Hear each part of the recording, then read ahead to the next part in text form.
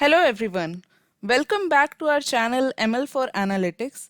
I am Jyoti and today I am back with a fresh topic for you to learn. In this particular video, we will be learning how to calculate moving total and moving average using dates in period in Power BI.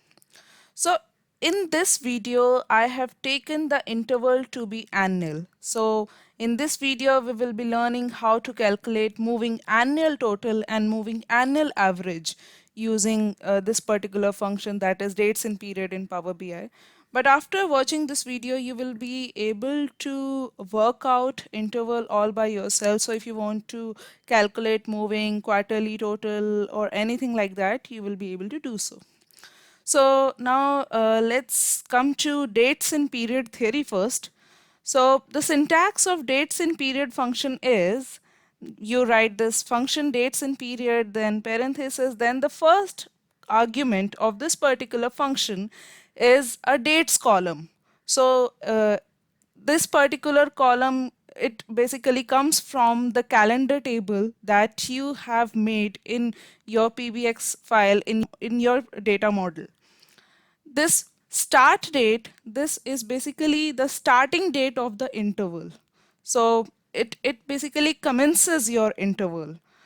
Then the next argument is number of intervals. So as the name suggests, it is basically a number which defines how many steps or intervals you have to take in order to reach the period that you want.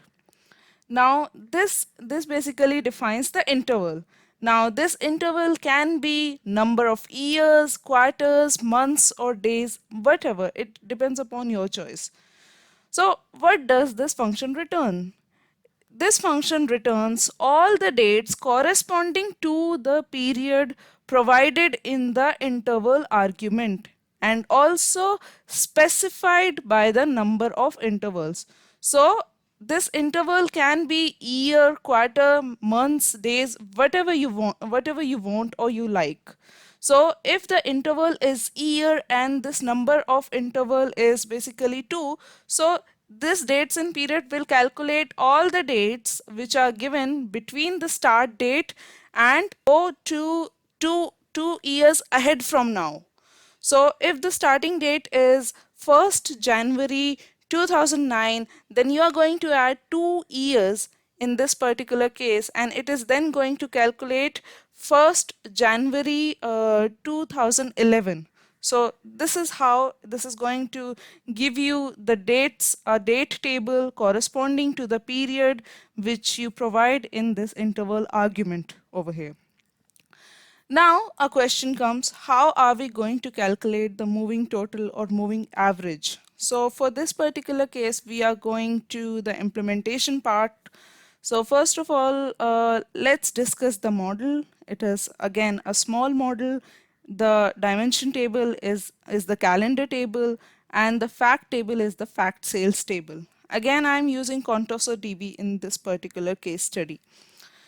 Let's go to this visual now, and first of all, let's see how we have calculated sales amount over here.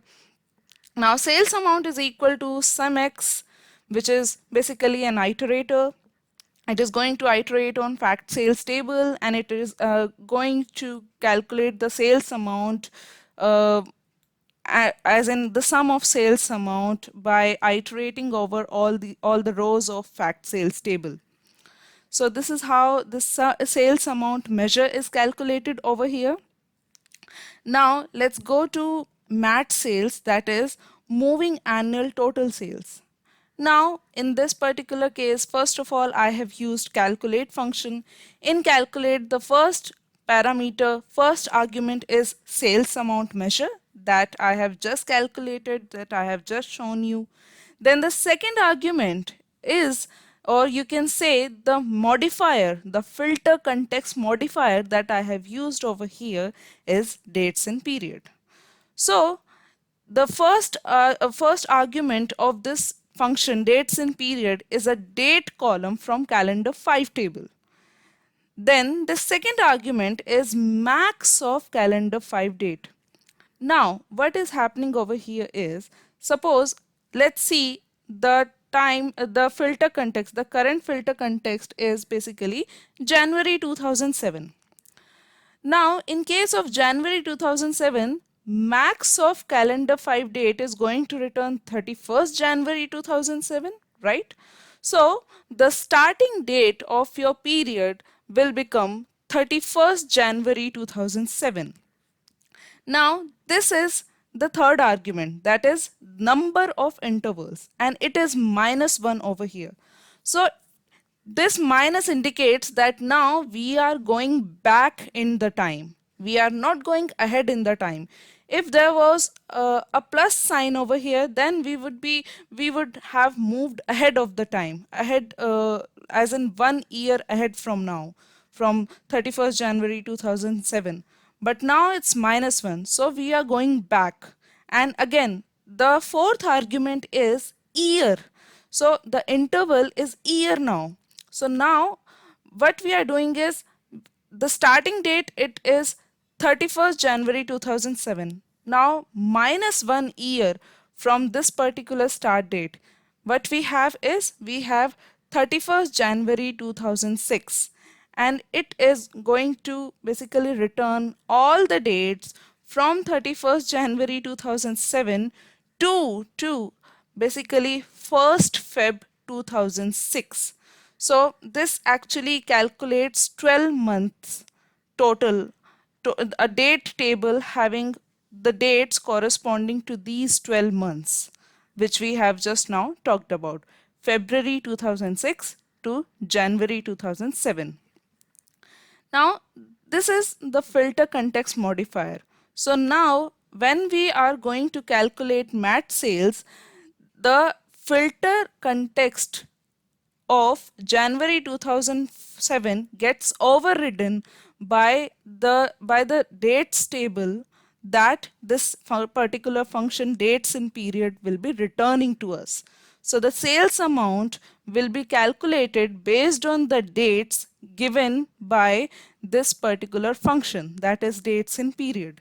And that is how we get this particular answer. Now, in this table, you have first of all the index, which is basically a concatenation of year and month.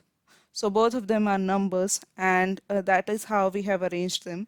Then we have year month over here. In case of January 2007, the sales amount is 269835, blah blah blah. Then you have MAT sales over here, that is moving annual total.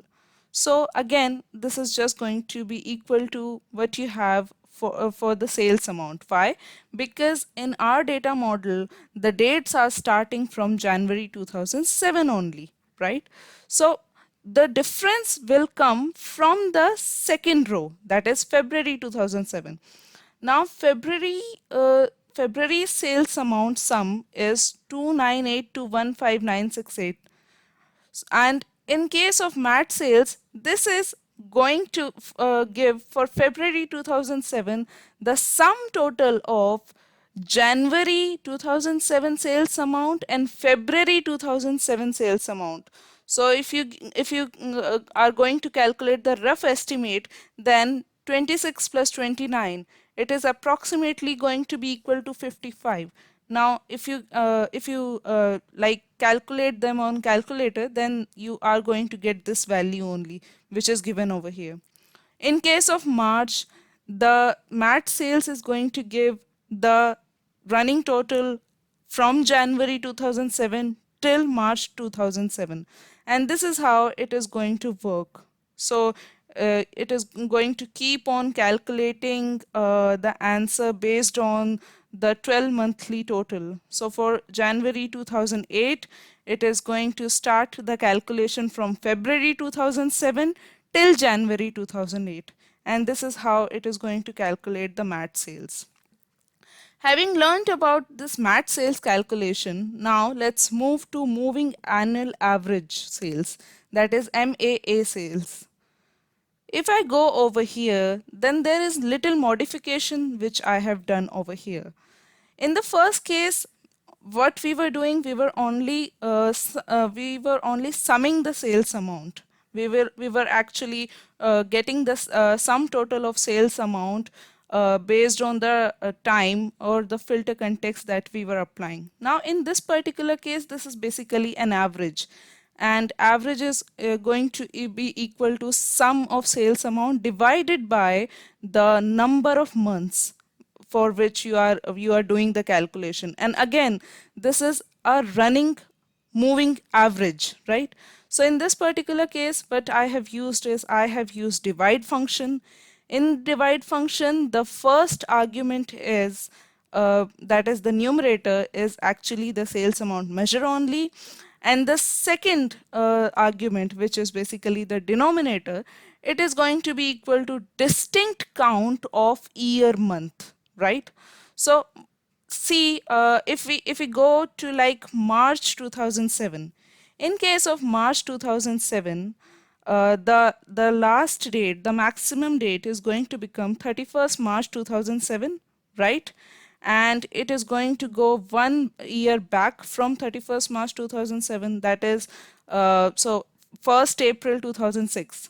Now, data from 1st April 2006 to December 2006 is not available with us. So it is going to calculate the sum starting from this thing, your January 2007, and it is going to calculate the sum total till March 2007, right? So this 868538158 will be that numerator for us. Now, distinct count of year month. This will come to be equal to January 2007, February 2007, March 2007. That is 3 months, right? So in this particular case, we are getting this value as 2895. If we do the calculation, that is 868538158 divided by 3, then this will be the value which we will be getting. Now it will keep on doing so till like December, right? And like till December only, the distinct count of year month is going to be equal to 12. In case of November, the distinct count, it is going to give you 11. Why? Because the summation is starting from January 2007 to November 2007, which amounts to 11 months. So this is how the calculation is working for the year 2007. But from January 2008, the average is going to be equal to whatever value you have over here divided by 12 only, right? Because for January we have the 12-month total. For January, it is going to go back to December 2007. So we are going to get the average for the sales amount corresponding to December 2007 till January 2008. So this is how this is being worked out over here. So guys, with this, I conclude this video. I hope you liked this video and found this video informative. If that is the case, then please like this video. Please let me know about your feedback in the comment section below. Please share this video and subscribe to our channel. Thank you and have a nice day.